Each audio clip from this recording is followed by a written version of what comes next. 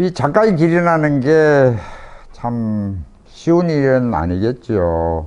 지금 이제까지의 삶을 또 살아가면서 이렇게 회상을 해보면은 참 할 이야기도 많고 했는 경험도 많겠지만은 학창 시절을 또 이렇게 되돌아보면은 사실 1970년대의 그 시대 때는 홍익대학교라는 그런 학교 분위기가 있었는지는 모르겠지만은 그 당대의 교수님을 계셨던 여러 선생님들한테 많은 영향을 받았는 것은 사실일 겁니다. 지금 또 생각을 해보면은 제가 학교에 입학했을 때 그 분위기가 단색조라든가 미니멀이라든가 이런 거와 더불어 하이퍼 리얼리즘이라는 모양들이 홍대의 분위기를 해서 한 7, 80%를 차지하고 있지 않았을까.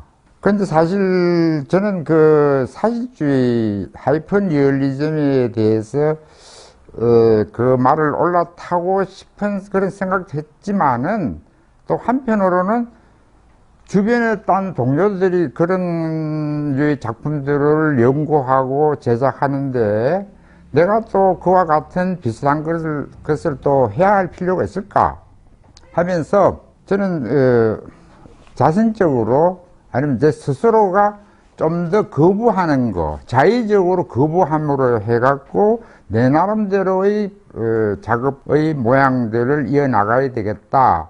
이런 생각을 조금 했는 것 같아요. 지금 생각해보면은 그게 반항하라 그럴까? 하나의 무리 속에서 휩쓸려 갖고는 어떤 개인적인 작품을 만들어내기 어렵다. 하나의 차별화가 제일 큰 화두가 되어야 되지 않을까 이렇게 생각을 했는 것 같아요.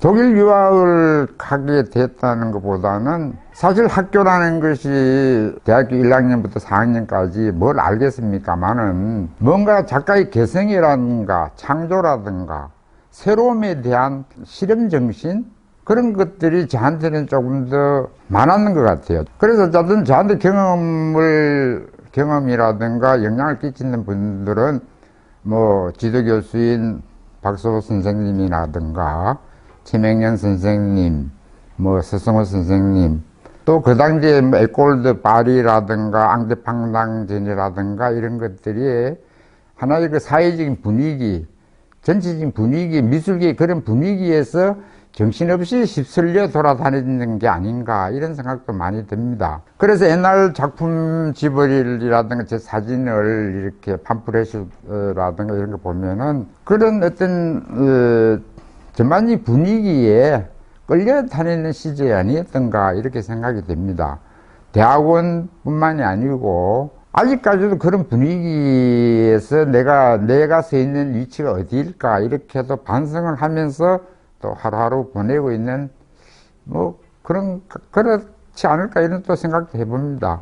예술가 뭐 화가 이렇게 생활을 지금까지 이어가고 있다는 것만 해도 기적에 가깝다고 생각해요.